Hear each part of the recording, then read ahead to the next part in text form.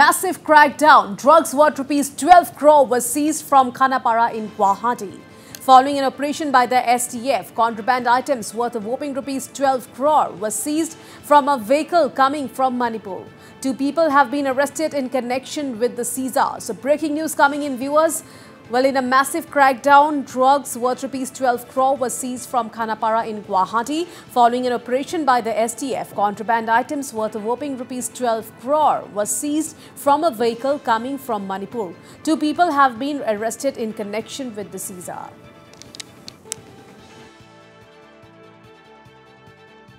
এখন ওয়েগনার তাতে মানে কিছুমান কন্ট্রাবেন্ড আহিব নার্কোটিক্স একর্ডিংলি যি ভেহিকেলখন ট্ৰেছ আউট কৰা গ'ল ট্ৰেছ আউট কৰি পেলাই আমি APSC অফিচৰ ওচৰত ইণ্টাৰচেপ্ট কৰিলোঁ ইণ্টাৰচেপ্ট কৰি তাতে বেগৰ ভিতৰত আমি হিৰইনৰ পেকেটছ পাইছোঁ সেইখিনি আমি জব্দ কৰি পেলাই ৱেইং প্ৰচেছটো চলি আছে আৰু ৱেইট হ'ব এৰাউণ্ড 1 kg 500 গ্ৰামছ আৰু ইয়াৰে সংক্ৰান্তত যিজন কেৰিয়াৰ তেওঁলোকক আমি এপ্ৰিহেণ্ড কৰিছোঁ আৰু নেচেচাৰী যিখিনি লিগেল একশ্যন আছে এইখিনি আমি ইনিচিয়েট কৰিছোঁ বজাৰ মূল্য এৰাউণ্ড 12 crores মান হ'ব এইটো যিখিনি মানুহ জড়িত আছে এইখিনি আউটছাইড দ্য ষ্টেটৰে হয়